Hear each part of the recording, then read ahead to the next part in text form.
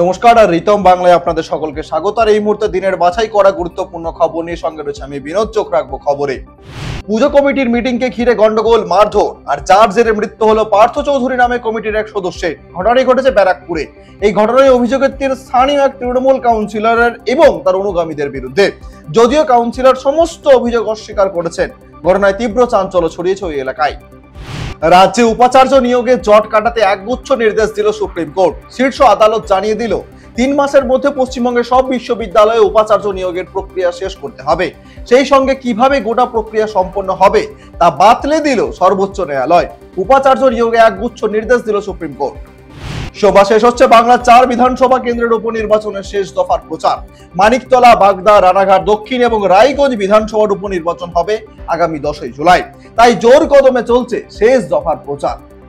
নেপালে ভারী বৃষ্টির মধ্যে ভূমিধস ও হড়পা বানে অন্তত 14 জনের মৃত্যু হয়েছে। আহত হচ্ছেন 12 জন, নিখোঁজ রয়েছেন আরো 9 জন। প্রশাসনের তরফে জানানো হয়েছে গত 36 ঘন্টার মধ্যেই প্রাণহানির ঘটনা ঘটেছে। ভূমিধস ও বন্যার কারণে গুরুত্বপূর্ণ জাতীয় সড়ক ও বহু রাস্তা ইতিমধ্যে কিন্তু বন্ধ হয়ে গেছে। প্রবল বৃষ্টিতে জনজীবন কার্যত বিপর্যস্ত হয়ে পড়ল মায়ানগরী, মুম্বাই। রবিবার গভীর রাত 1টা থেকে সোমবার সকাল 7টা পর্যন্ত মাত্র 6 ঘন্টায় 300 মিলিমিটারের বেশি বৃষ্টি হচ্ছে মুম্বাইয়ে। অবিশ্রান্ত বৃষ্টিতে মুম্বাই চারিদিক এখন শুধু জল আর জল। বৃষ্টির জেরে রেল ও সড়ক পরিষেবা বিঘ্নিত হচ্ছে মুম্বাই। রাজ্যপালের পদের অপমান, এর অভিযোগে কলকাতা নগরপাল ও ডিসি সেন্ট্রালের বিরুদ্ধে কড়া ব্যবস্থা নিতে চলেছে কেন্দ্রীয় স্বরাষ্ট্র মন্ত্রক। এমনটাই খবর সংবাদ সংস্থা পিটিআই সূত্রে। তবে এই খবর সামনে আসতে ইতিমধ্যেই সরব হয়েছে তৃণমূল। ভাঙড়ে চোর সন্দেহে এক ব্যক্তিকে পিটিয়ে মারার ঘটনায় দুজনকে গ্রেফতার করল পুলিশ। ধৃতদের নাম সাবিরুল মোল্লা ও সৈকত মণ্ডল। পুলিশ সূত্রে খবর, সিসিটিভি ফুটেজ দেখার পর 2 অভিযুক্তকে গ্রেফতার করা হয়েছে। চোর সন্দেহে এক ব্যক্তিকে পিটিয়ে মারার ঘটনায় গ্রেফতার 2। সন্দেশখালী মামলা নিয়ে সুপ্রিম কোর্টে জোর ধাক্কা খেল রাজ্য। সিবিআই তদন্তের বিরুদ্ধে রাজ্যের আর্জি খারিজ করে দিল শীর্ষ আদালত। সন্দেশখালী নিয়ে সিবিআই তদন্তের নির্দেশ দিয়েছিল কলকাতা হাইকোর্ট। সেই নির্দেশকে চ্যালেঞ্জ করে শীর্ষ আদালতে দ্বারস্থ হয়েছিল রাজ্য। তবে সেখানেও কোনো সুরাহা পেল না পশ্চিমবঙ্গ সরকার। রথযাত্রার মধ্যেই 4 দিনের ওড়িশা সফরে রাষ্ট্রপতি দ্রৌপদী মুর্মু।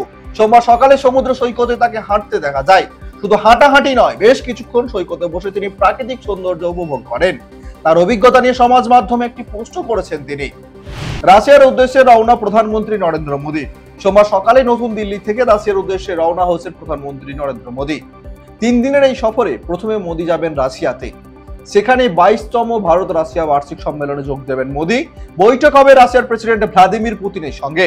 তারপরে আগামী 9 জুলাই অস্ট্রিয়ার উদ্দেশ্যে রওনা দেবেন ভারতের প্রধানমন্ত্রী নরেন্দ্র মোদী। জোরালো তীব্রতার ভূমিকম্পে কেঁপে উঠল জাপানের পশ্চিমাঞ্চলীয় ও গাসাওয়ারা দ্বীপপুঞ্জ। সোমবার সকালে এই ভূমিকম্প অনুভূত হয়েছে। রিক্টার স্কেলে ভূমিকম্পের তীব্রতা ছিল 6.3। ভূমিকম্পের কেন্দ্রস্থল 530 কিলোমিটার গভীরে।